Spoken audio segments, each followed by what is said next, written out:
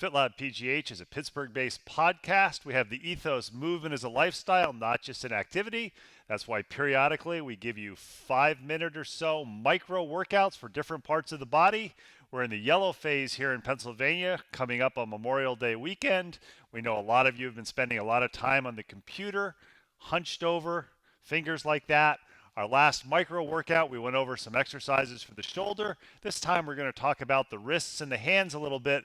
Ideally, you do this when you're feeling stiff, or even better than that, before you're feeling stiff and sore in the hands, to make sure the hands and wrists are mobile and strong. So one of the things we like to do starting out is just be aware of where we're carrying tension. If you're like me, you're a shoulder shrugger, so if I'm under tension because I'm on the computer or I'm on a conference call, I want to concentrate and make sure my shoulders are relaxed.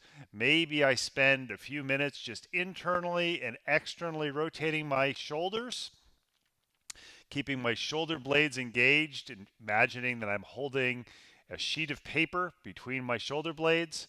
That's a little bit of an exaggeration, but you just want to think about gently squeezing your shoulder blades so your posterior musculature is engaged.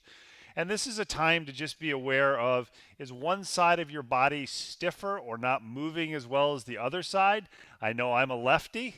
That means I'm in my right mind, but my left side gets stiffer because I use it more. So I notice that I'm stiffer.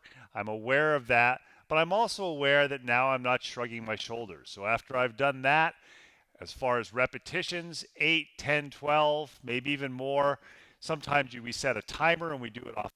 The next thing is think about your hands. We've probably all spread our toes wide. Maybe if you walk in the sand, I believe there's a song, Toes in the Sand. Shout out to Zach Brown Band. But maybe we just sit there with our fingers, spread our fingers as wide as we can, relax with fists, spread them wide, relax with fists, spread them wide. Again, 10 to 15 reps. Next thing, we want to work a little bit on wrist range of motion, flexion, and extension. Make this an active motion where you're assisting with the other hand. So arms out straight, so we put tension on the muscles. Shoulders not shrugged. We flex, gentle pull with the hand. We flex, the flexors of the wrist are involved. Should not have pain for this. We're looking for a stretch across here. And again, 8, 10, 12, 15, sometimes even 20 repetitions. We're just going for a feel to relax, being aware if we want to shrug our shoulders. The next thing we do is we do extension. Again, the extensors are working. We're assisting them a little bit, so we're stretching the flexors. When we flex the wrist, we're stretching or putting length on the extensors. Again, 15 repetitions, maybe 20 repetitions. What you'll notice when you switch from one side to the other, my left side, I'm left-handed, is much stiffer. I feel the stretches a lot more than on my right side. This isn't abnormal. I use the left side more. I have a tendency to tighten up a little bit more or be a little bit stiffer on that side. I can work on that.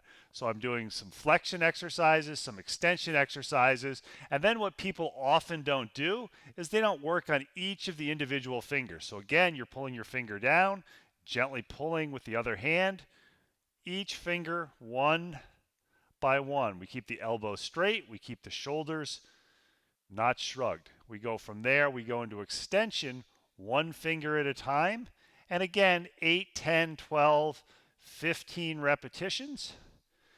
Both sides we do that. If you want to put it on steroids, pun intended, you want a little bit more of a stretch, you can get it in all fours position. You can bear weight, and you can think about shifting your weight forward. This is more of a passive stretch. That means you're not actively contracting. So you're shifting forward. You're stretching the wrist flexors when you shift forward. You can turn the hands the other way, and that can stretch the wrist flexors in a little bit different manner. Now, you may see pictures on the internet. Some people like to do push-ups and things with your wrists like that. We never recommend weight bearing on the right hand, and maybe just a little bit shift forward and back to stretch or work on some length of the extensors. This may be uncomfortable for some people. Again, moderation is the key. The idea is to make movement a lifestyle, not just an activity. We think about flexion exercises, 8, 10, 12 repetitions, extension exercises, each finger individually, Maybe we go down for flexion exercise, working on extensors this way. And don't forget, just be aware of when the shoulders are shrugged and not shrugged. So don't spend a lot of time on the computer if you can avoid it. Try to break it up into little micro sessions with breaks every 15 or 20 minutes. And a couple times a day, try to work on flexibility, range of motion, and avoiding tension in the wrists and hands. Another micro workout from FitLab Pittsburgh, a movement tip and lifestyle hack and podcast that believes movement should be treated as a lifestyle.